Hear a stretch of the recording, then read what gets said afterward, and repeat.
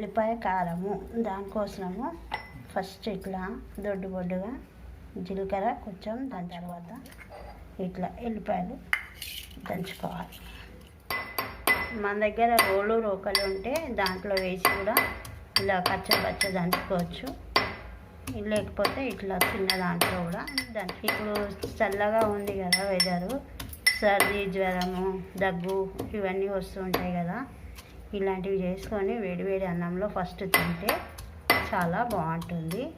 మనకి సర్ది జ్వరం దగ్గు కూడా తగ్గుతుంది.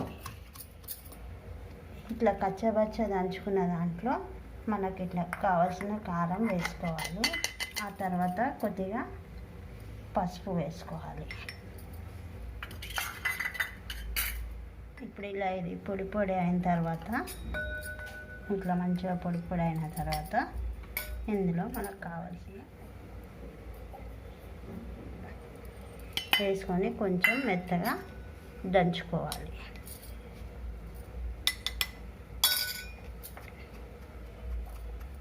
ఇట్లా దంచుకున్నాం కదా, ఇప్పుడు ఎల్లిపాయ కారాన్ని దీన్ని కొంచెం పోపు చేసుకోవాలి, చూపిస్తాను. కొంచెం ఉల్లిగడ్డ తీసుకోవాలి, కొంచెం జీలకర్ర, కరివేపాకు. కారానికి ఇప్పుడు మనము ఎలా పోపు చేసుకోవాలో చూద్దాం. ఫస్ట్ కడాయి పెట్టి కొద్దిగా నూనె వేసుకొని కొద్దిగా జీలకర్ర,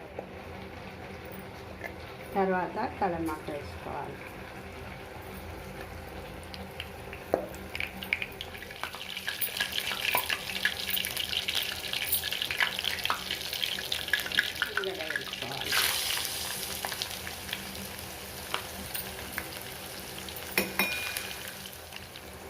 ఈ ఉల్లిగడ్డను మనము గోల్డెన్ బ్రౌన్ కలర్ వేయించుకోవాలి. కొంచెం సిమ్లో పెట్టుకొని గోల్డెన్ బ్రౌన్ కలర్ వేయించుకోవాలి. చూస్తున్నారు కదా ఉల్లిగడ్డ మంచిగా కాలుతుందో, ఇప్పుడు బ్రౌన్ కలర్కి వస్తుంది. ఉల్లిగడ్డ, కలమాకు, జీలకర్ర మంచి వాసన వస్తుంది, బ్రౌన్ కలర్ వచ్చేస్తుంది. ఇప్పుడు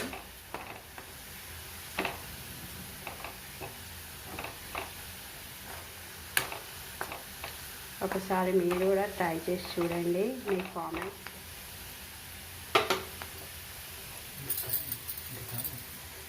ఇలా దంచుకున్నాం కదా, ఇప్పుడు ఎల్లిపాయ కారాన్ని దీన్ని కొంచెం పోపు చేసుకోవాలి, చూపిస్తాను. కొంచెం ఉల్లిగడ్డ తీసుకోవాలి, కొంచెం జీలకర్ర, కరివేపాకు.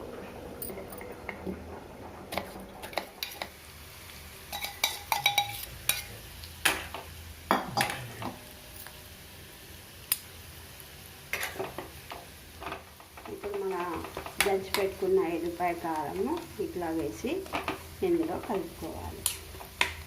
కలుపుకొని జొన్న రొట్టెలో, చపాతీలో తింటే చాలా బాగుంటుంది. పప్పంచు కూడా సైడ్ డిష్గా చాలా బాగుంటుంది. Thanks for watching. ఇలా వేడివేడి అన్నంలో ఎల్లిపాయ కారం వేసుకొని తినాలి, చాలా బాగుంటుంది.